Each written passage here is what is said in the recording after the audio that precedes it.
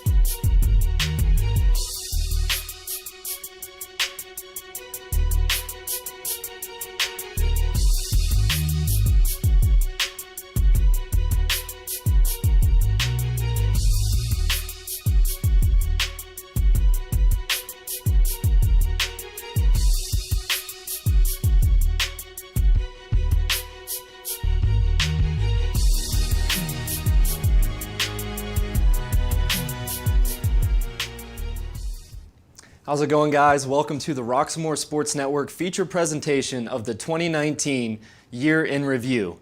As you know, tomorrow marks the final calendar day of the 2019 year, but before we pop the champagne and move on to the 2020 year, we'd like to reminisce a little bit through some of the best plays and the top players in the 2019 athletic season here on the Roxamore Sports Network.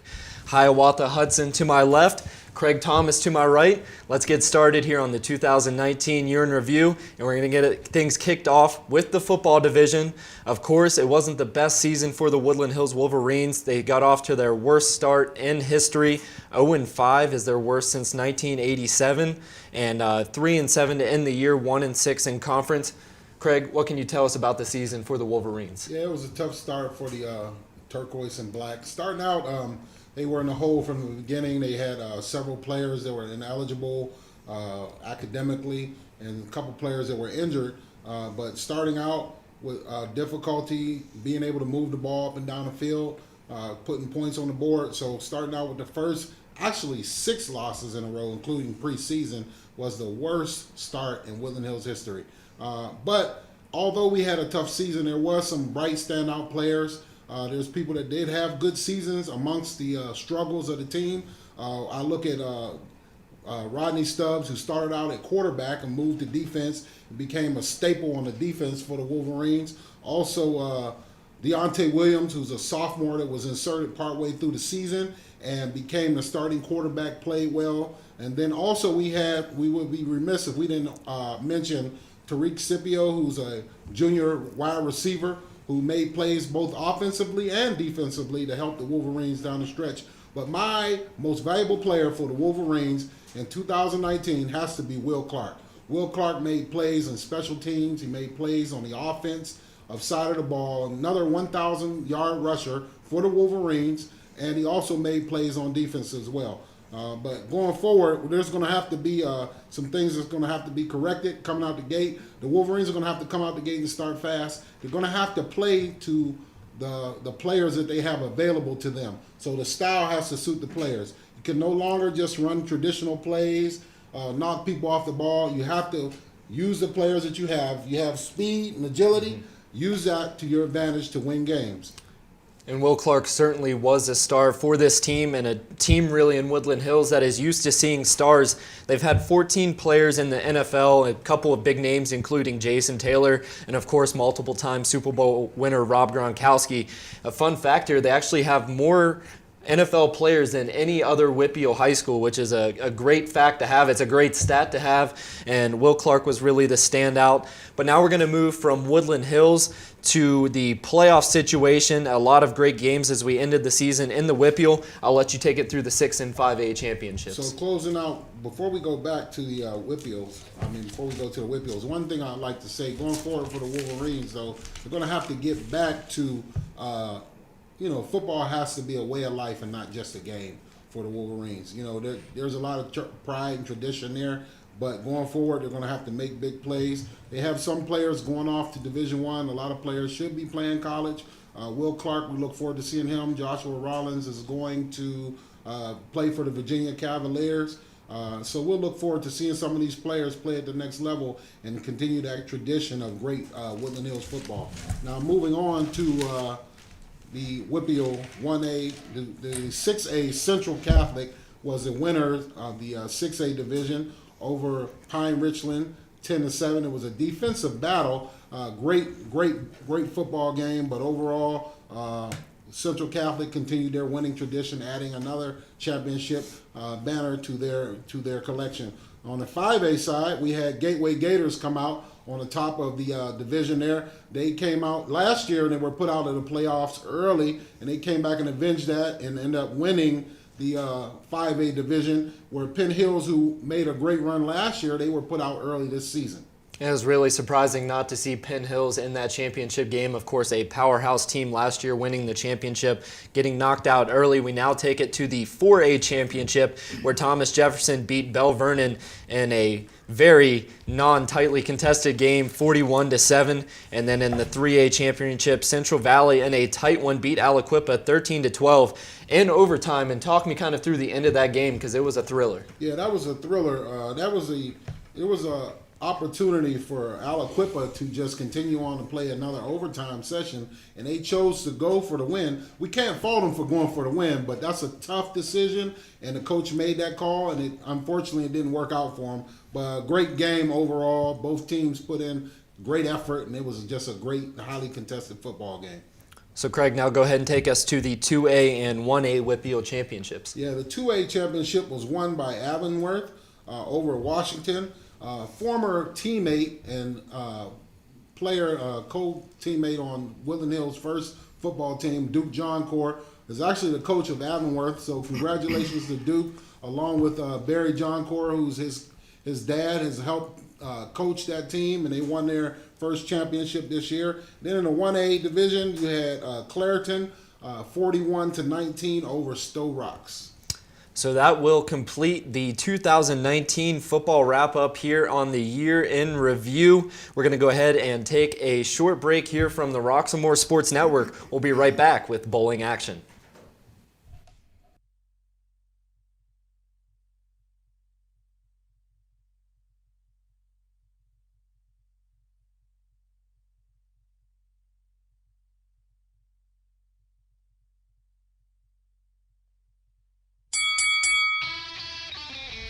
Hi, welcome to Fit for Boxing Club.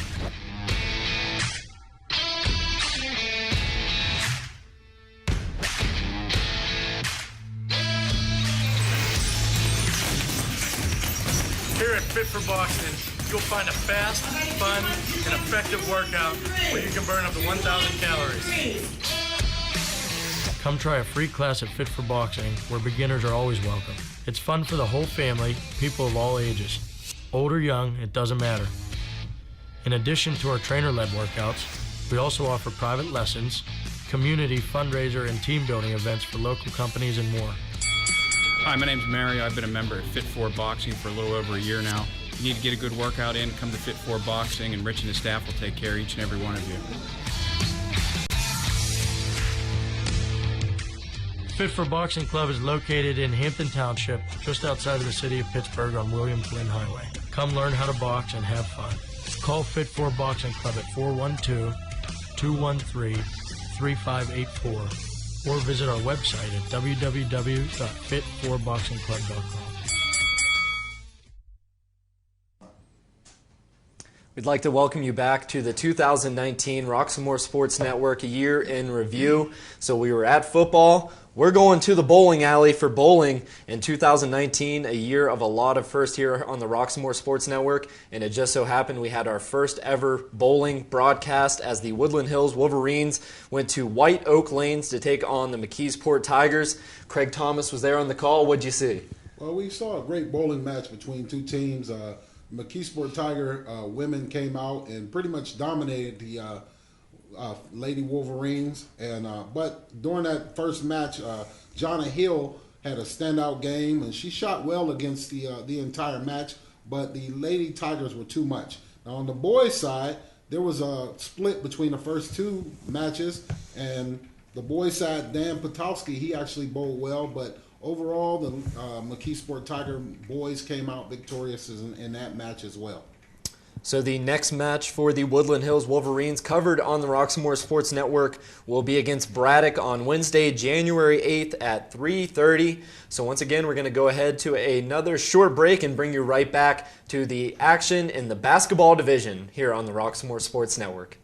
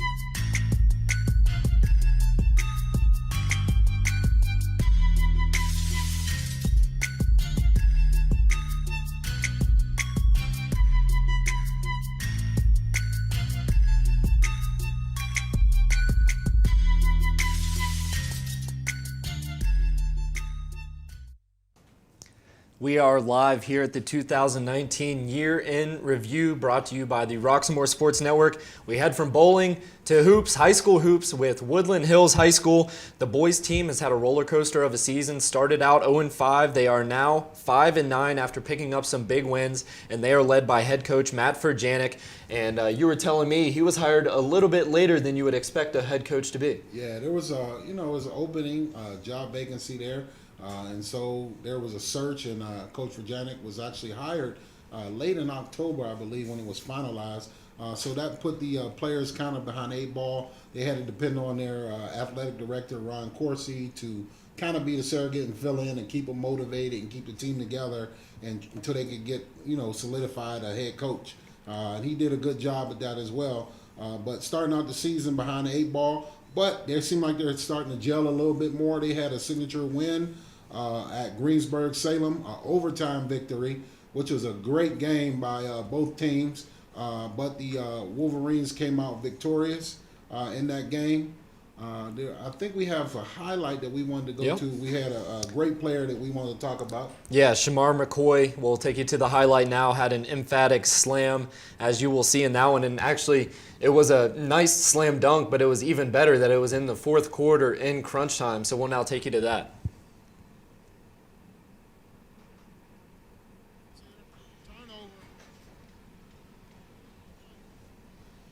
So we're here in the fourth quarter in a close match, and both teams are going back and forth, and the Wolverines are playing good defense, and Greensburg is playing well. Get the ball down the court. Great opportunity. And here it comes. Keep your eye down low. He's waving for the ball down in the post. They finally feed it to him. 2 steps. And the power slam for Shamar McCoy. as that was probably the top highlight from that game, but Woodland Hills would end up coming out with the win after an impressive performance there by Velton Kinney. Velton Kinney's really been a star for this team all season. He started coming off the bench for the Wolverines. Then he finally got his playing time. He found his spot in the starting role. We call him Velvet Velton Kinney because of his smooth touch from downtown. But yeah, he's just been a great player for the Wolverines. And then also Jihad Denard has been lighting it up this season. We really say he's feast or famine because he's either dropping 22 points or 4. But when he has it going on, he's doing a great job for the Woodland Hills Wolverines and the men's team. They have a ton of potential coming up, and just look for them to take care of the ball. The turnovers have been a huge issue for the Woodland Hills Wolverines. So if they can clean that up, they can continue to hit shots. You know they're going to play defense, so they got to keep doing that. And they can end up having a pretty successful season after starting out 0-5. Right, they're very scrappy, and they although they're small in stature, they are very scrappy and very athletic, and they'll have a great season if they can continue to gel and grow together. Yeah. So that takes us to the girls division. They got off to a hot start, and they've really carried that momentum. They beat Peters Township in the opening game in a tip-off tournament. Peters Township, the defending 6A champ, so that's a great win and a really marquee win for that team. And they have a couple players that have stood out to you. Yeah, so first of all, their guards, both of the Jasmine, Fishers, and Dunn, they have a great offensive backcourt. They have Jasmine Dunn has done a great job being the floor general, dishing the ball out. And Jasmine Fisher also has made several big shots, 3-point shots along during this season. But they have also a couple other players I'd like to mention. Tatiana Vasquez, who's a great player, two-way player, offensively and defensively. She provides the glue to hold that team together. But you also have Joy Burley and Peyton Pickney, who are great down low, and they are a force for the later Wolverines. Peyton Pickney scored 32 points, I think, against Oakland Catholic in their last time out. And I'm looking forward to a great season for these ladies. Yeah, and keep your eyes open here on the Roxamore Sports Network. You can check our website, but a big game coming for the women's team as they will be playing at Quicken Loans Arena, home of the Cleveland Cavaliers. That'll be on Sunday the 8th at 2:30. So make sure you keep checked for that. And we're going to take a quick break once again here on the Roxamore Sports Network. We'll bring you right back to this highlights from the 2019 season.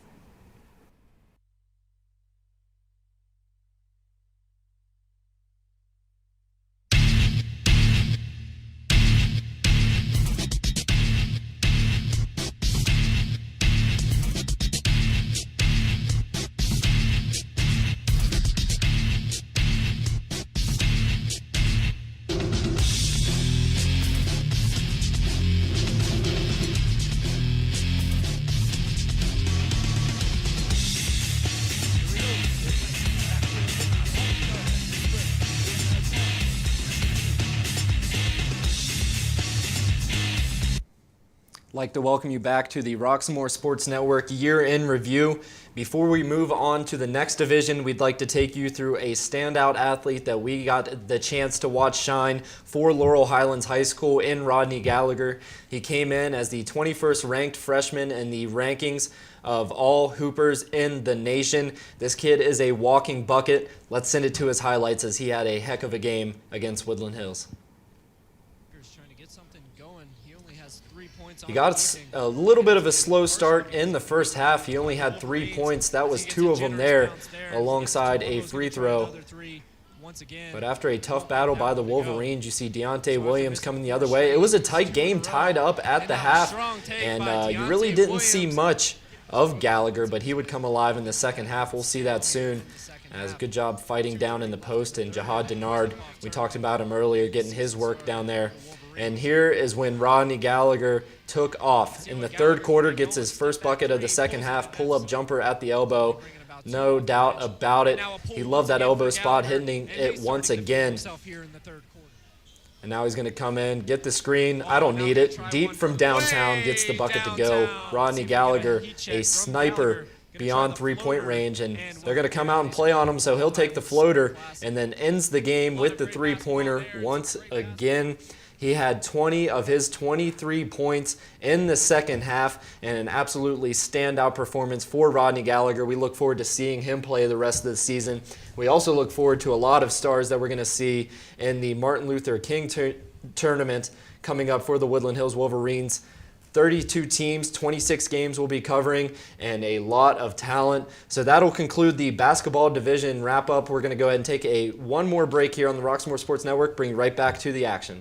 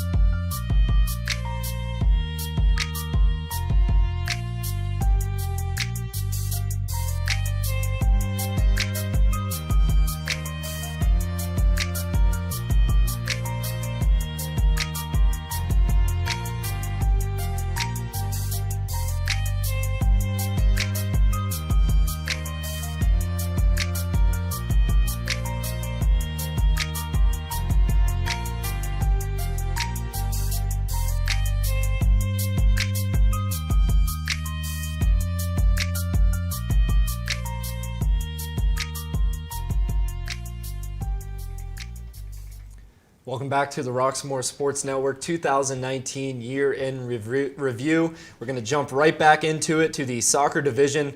The girls team got off to a slow start and they picked it up midway through the season, but they could not make the playoffs. They ended the year with a record of 4-8 and 1 tie, once again not making the playoffs.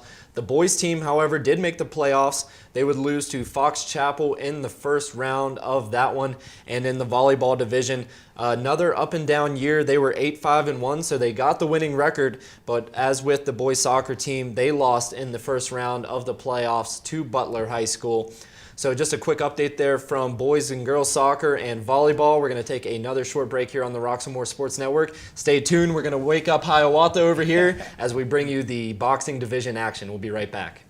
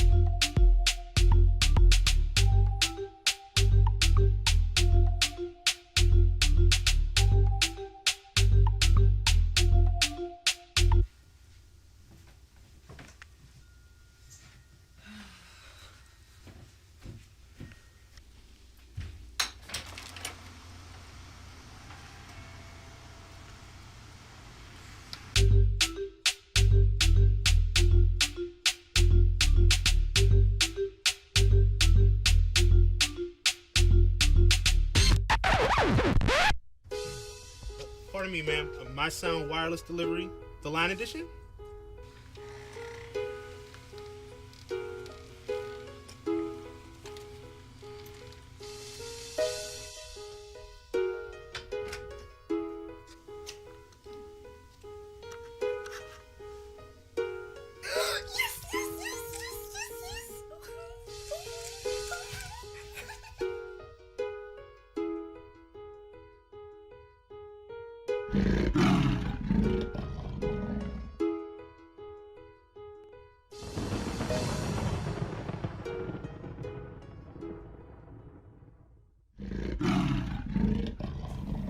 We welcome you back. We are going to conclude our 2019 year in review in the boxing division. He's awake, Hiawatha Hudson, our boxing analyst. He's finally ready to talk, and he's got a lot on the slate today. So Pittsburgh boxing, it's on the come up. A lot of big things happened in 2019. We're going to get things started with the star fighter, maybe the pound-for-pound best fighter in Pittsburgh, and he's certainly making a lot of national headway. Go ahead and take us through it. You got Jarrell Sherrill here. Jarrell, he started this year out on the Contender. I mean, a great season. He had quite a few wins on that show. I mean, the kid, he's definitely an eye catcher out there in boxing. I mean, the kid, he has a lot of great skill, good footwork, and and here in the Pittsburgh area, he has a big fan base here as well. And he had a little hiccup in his little Pittsburgh debut coming back from the Contender. So I mean, it was big fight, a lot of people there. You know, I mean, he had a little hiccup there, lost that fight. But I mean, I've seen him in the gym. I mean, I've talked to him and I've seen him in the gym working out. I'm looking forward to see what he's going to bring next year, because I'm telling you, I mean, he's putting the work in. So now I just want to see him reap the benefits of the work that he's putting in. What would you say is his greatest strength as a boxer? His IQ. I mean, he's very smart in that ring, you know. And I think with the fight that he lost, it was one of those deals where you have to be on point at all times. Okay. And I think he just got a little lax and got caught. And then another one that's been off to a heck of a start, 6-0, Richie Catalina. Richie Catalina, he's actually one of my fighters. You know, I mean, I helped train Richie. Richie, now I will say, out of all the fighters here in Pittsburgh, like his fan base is, I mean, ridiculous. Those guys, they have pictures, they have banners. I mean, Richie is a phenomenal fighter.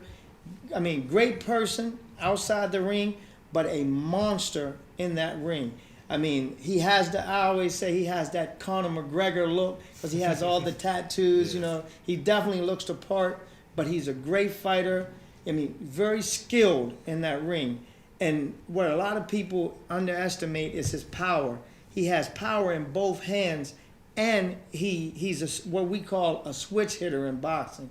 You know, he's a righty, but he switches over to southpaw so easy and so smoothly to where when I'm doing pad work with him, it confuses me because at times he switches and it's so, like the transition is so smooth that you don't even know that he did it. And I mean, he confused us as trainers, and he confused a lot of the boxers. And I mean, and like you said, he's 6-0. He got 2 knockouts. But I think his power is overrated. I mean, it's underrated because, I mean, everybody that he's fought, he's rocked. He has a great boxing name, too, Richie Catalina. Richie Catalina. Yeah. The Catalina Kid. He definitely looks the part. Yeah. And the next one on our list, he's a knockout king. 7 wins, 0 losses, 7 knockouts as a professional. He's perfect. If he touches you, you're going to the mat. What can you tell me about Keontae Irving? Man, wow, Keontae Irving, he's so skilled, and his power is like ridiculous. And the thing I like about Keontae, he knows how to switch his punches up. You know, he'll start off like, you know what I mean, he'll go like a little slight 1-2, but then he speeds it up. It's like his range of the speed, and then he's long as well. I mean, the kid, he hits you from spots that you don't think he can hit you from. And You know, look at the picture, how long his arms are. That reach has to be an advantage against anyone he's fighting. Especially, he's a lighter boxer for his height, so having that reach against smaller opponents definitely has to be helpful. the thing too. I mean, like his footwork is great. I mean, and his IQ in the ring, and then his whereabouts in the ring. Like, I mean, just watching it, like he's a work of art to just watch him box. But then to see that power, to me, I look at him kind of like a lower weight class Deontay Wilder. Mm-hmm. You know. Okay. And Keontae Irving, of course, he's been a pro for a while. He's had 7 fights now. A new pro coming onto the scene, actually made his pro debut in 2019, Johnny Spells. Yes, Johnny Spells. I like this kid. I mean, I know him personally. You know, I mean, I know his father. His father is his trainer. I mean, you talking about someone that's slick. I mean, this kid he's slick as a can of oil. I mean, he's so smooth in the ring. It's like he moves around in the ring so gracefully. It's amazing. And he was actually down in Baltimore at Tank Davis' gym down there, his Upton gym.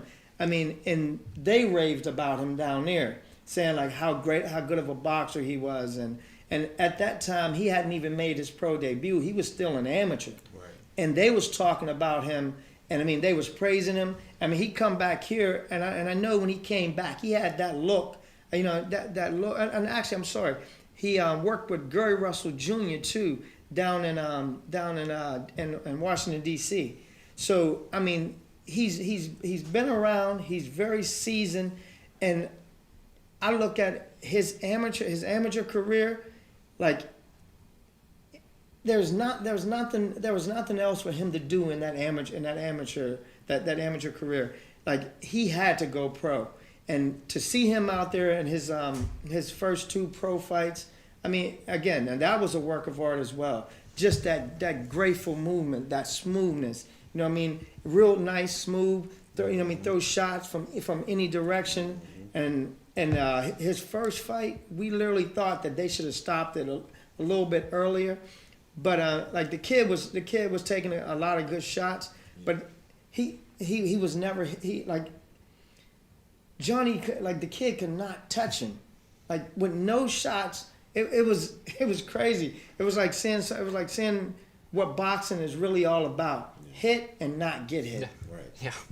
And our final pro boxer, we'd like to point out Luella McClamey. He's gotten off to a hot start. He's doing very well. I mean, you're close with him. What's he been up to? Well, Luella, as we call him, Lou, he's one of my fighters as well. You know, Lou, I call him the Paul Williams of Pittsburgh.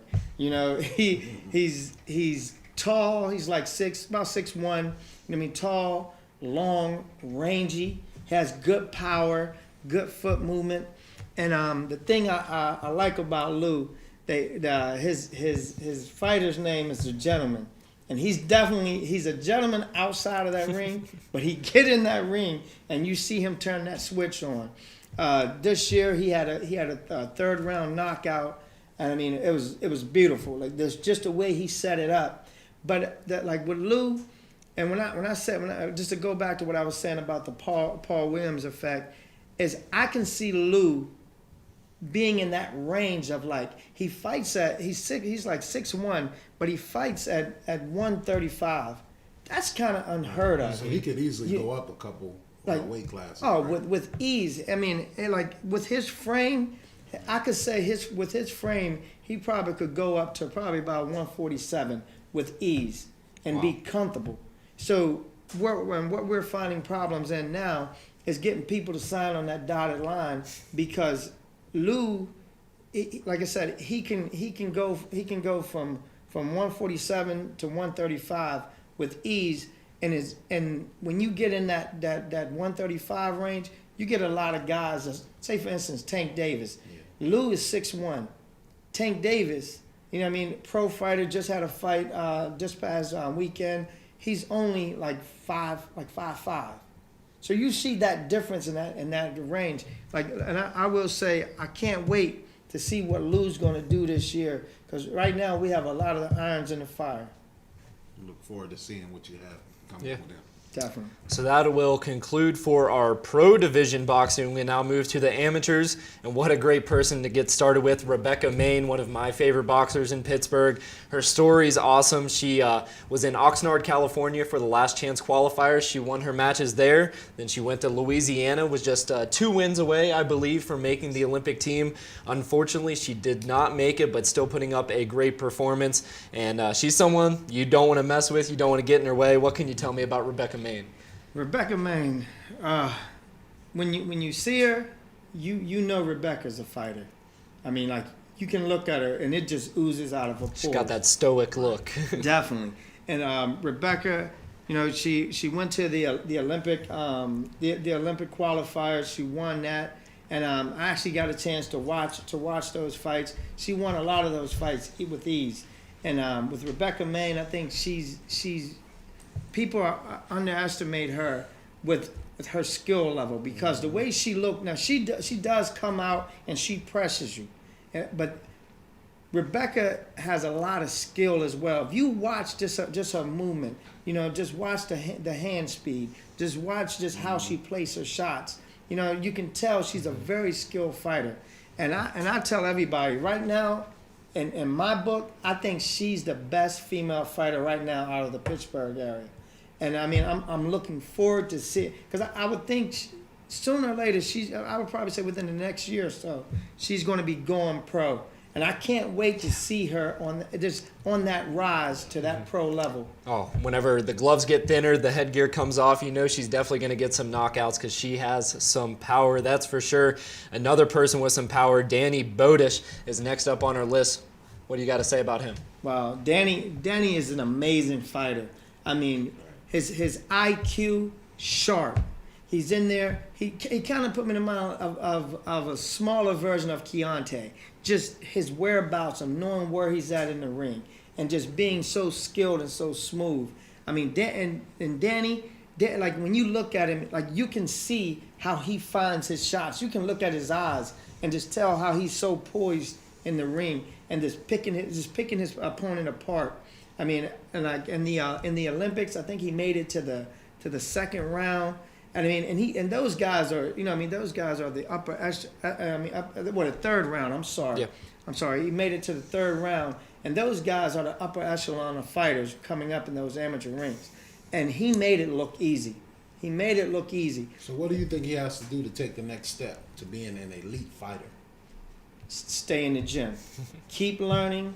Keep learning. Keep listening to his coach. I mean, he has a world-renowned coach in Tommy Ankello. I mean, very, very good coach. I know him. I mean, I've spoken to him before. I mean, and actually,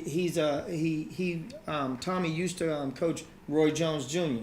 So I mean, he all he has to do is listen to his coach, stay in the gym, and I could see him being a world champion one day. So that takes us to another fighter on the up and up. Jerome Baxter's been making a lot of noise in amateur boxing. What's he got in his arsenal that you see that's very impressive for him? Jerome, I say here for the Roxamore Sports Network, Jerome is the most outstanding fighter that I've seen here. Like, Jerome has this I won't quit. I'm going to walk you down. I'm going to break you down. I'm going to break your will. And when you see Jerome fight, it's brutal in that ring. He has the eye of the tiger. Oh my God! Like when you see the shots that he's hitting his opponents with, right, and to see those opponents' face, it's crazy. Like, he literally breaks them. Like, literally breaks their component. He breaks his opponent down to where there's nothing left. I mean, and you can tell some of those guys, I think they just quit because they see that there's nothing they can do to stop this guy from coming. And I would probably say Jerome is going to be looking to turn pro pretty soon. And that's another journey that I can't wait to see, because I know he's going to do well in that pro rank. I would probably say with him and Ted, like, Ted may drop him down another weight class, I'm not sure if he will or not, but I know they would do the right thing. But and like I said, and I know Jerome's a hard worker, and I know Ted is smart. Ted is Coach Ted. He's very smart in his game. You know, he's well known here in the Pittsburgh area. So I know that Jerome I know he's going to do the things that he needs to do to get to the next level because he's a hard worker. So with boxing taking off and being such a great thing here in Pittsburgh, how can people get their kids involved in boxing? Is there anything they can do? Is there local gyms that they can bring kids to that might be interested in? And yes, venturing off into that? And basically what I would say is just to look up your local gyms. And I always say some people have a preference of who they want to train them and things of that nature. But a lot of the times it's by word of mouth. Yeah. You know what I mean? Because I'm originally from Virginia, but what I've known here, living here in Pennsylvania, the hotbed of boxing would be Philly. So I think a lot of people here, some of the people here don't really see boxing for it to be as big as it is. But boxing here in Pittsburgh right now is hot. It's on fire here in Pittsburgh right now. And I'm happy to be a part of this and to see everything take off and just to ride that train to where I know it's going to be. I probably say in the next maybe 4 to 5 years, I can see that paradigm shift switching to Pittsburgh. And I want to have my hand in doing that. In 4 to 5 years down the road, a boxer, and the next one we have on our list, he's definitely going to be making a name for himself. Just a pure athlete, LaRon Rockymore, the Lion Rockymore, and a lot of untapped potential. Do you think we're really just seeing the tip of the iceberg with this kid? Yes, and I'm not just saying that because I'm his coach, but to be in the gym with him and see him just that blood, sweat, and tears in the gym. That's LaRon, and academically in school, the kid goes to Penn State, great school. Just seeing the things just seeing his rise in this boxing game and then rise as a young adult. He comes from a great family, his dad helps me coach him as well, you know what I mean? So just seeing LaRon from where he started from to where he's at today, and just being as athletic as he is as a coach, I can't teach athleticism. He picks up on this game like boom, and it's never a coach, I can't do that, or a coach, I'm not comfortable doing that. It's basically, coach, let's do it. Just keep teaching me how to do it. And he, like I said, he picks up on it so quickly. And LaRon, he's a national champion. And I know that's one accolade that he was proud to get. But and I look at it, he's looking at he's looking at 2020. He wants that title again.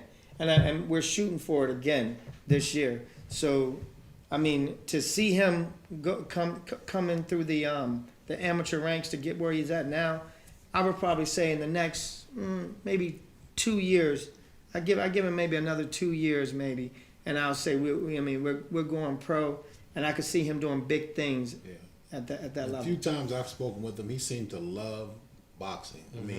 You see some people, they just light up when you talk to them about something that they're doing, and he seems to love it. So when you have a love for something, you're gonna be successful when you put the effort into being good at it.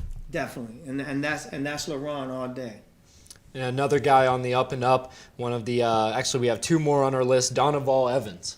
Donovan. What can I say about Donovan, man? Very up and coming. He's an up and coming amateur, and when I say up and coming, it's the train coming. Donovan, again, power in both hands. I've seen him in this, and I think he only have 8 fights. I think he's 6-2, but I've seen him hurt guys with either hand. But then I turn around and I say, I look at that and I go, man, that kid is in the gym every single day. And the work that he put in when when everyone leaves the gym, he's still there. And I tell guys, when there's nobody's watching, is when greatness is happening, and that's Donovan. Yeah, and you hear the cliche all the time, hard work beats talent. When talent doesn't work hard, we can tell with this Evans kid, he's working hard. He may not be the most blessed boxer in the world, but when it comes to his work ethic, it's going to put him at the top of the ranks whenever it comes down to it. And our final boxer from the amateur division, we have Lil Ricky Carter, someone that's really caught your eye. What have you seen from him that really makes you believe that he has some potential? Man, I love Lil Ricky, man. I mean, great kid. And I sat back, and he was in a pretty bad car accident earlier this year. You know, one of those accidents where you don't know if he was gonna make it in life. So you wasn't even worrying about him coming back and boxing. Wow. That wasn't even a thought. It was just get better, you know. And then for him to come back, and have the comeback, and like I said, I give him the comeback of the year. I mean, to see him. If I didn't tell you he was in the accident, you guys wouldn't know. You could not tell. I mean, the kid, he's had, I think he's had 3 fights now since he's been back, you know, and just looking at him, seeing the skill, seeing the tenacity that he has when he's in the ring, the athleticism. I mean, he's doing this thing effortlessly right now, you know, and I think having that accident gave him a new start in life. New purpose. Yeah, new purpose. Yeah, definitely. Yeah. You know what I mean? And I think he has a sense of urgency right now, and he's putting on like mind-blowing performances. Probably you know? a new appreciation for being able to box too. Oh. Became that, you know, from that difficult of, you know, almost tragic of an accident to be able to come back and box again. I mean, you know, that's got to mean something. Oh, definitely. Like I said, some of those pictures that his dad was showing me, they was pretty bad.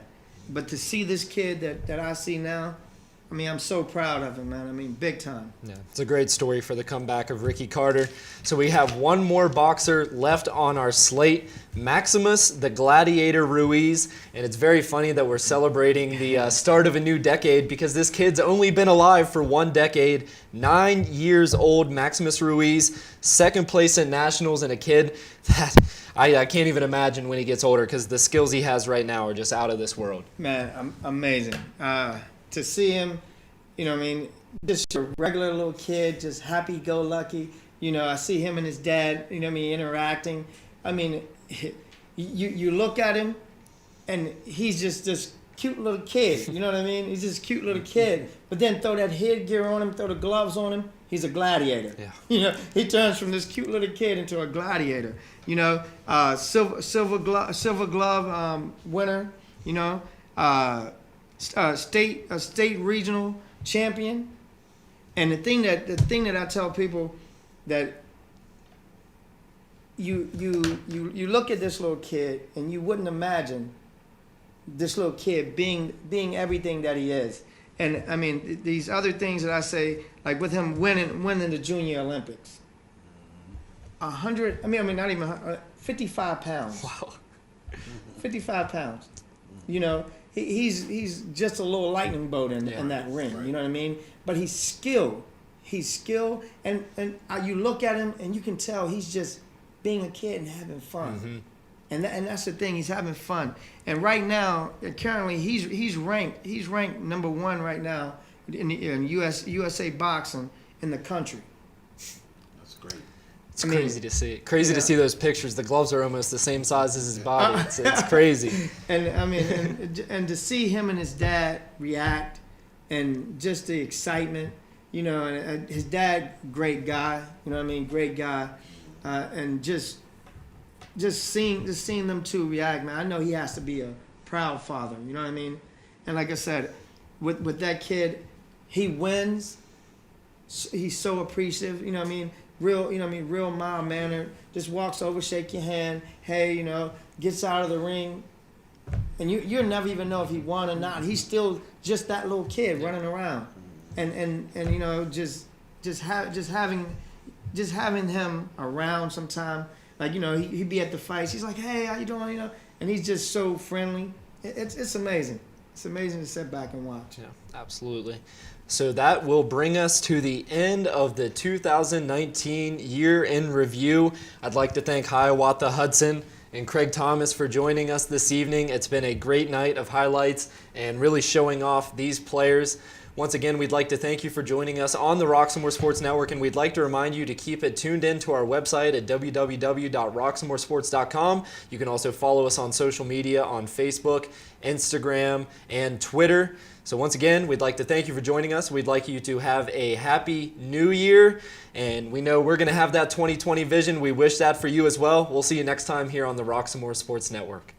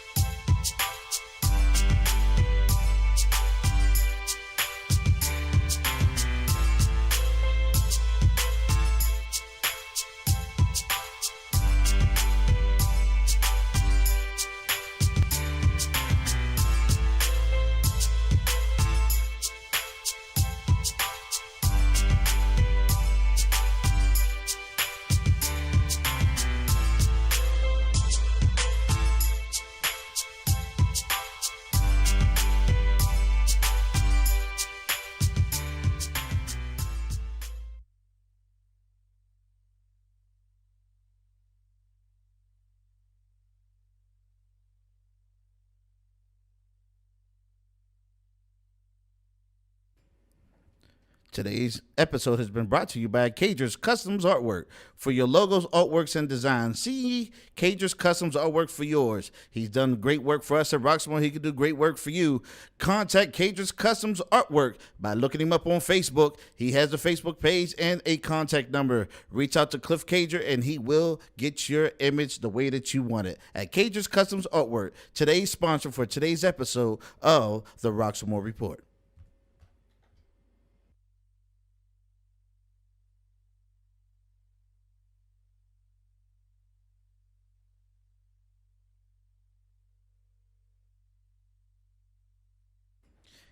Today's episode is also brought to you by Worldwide, the new single release that's brought to you by Boona over at Roxamore Records. Go ahead and get your copy today. You can find it in Amazon, Spotify, iTunes, and more. Find it in all digital stores just for $1. Worldwide is brought to you today with his new national release by Boona. Get your copy today.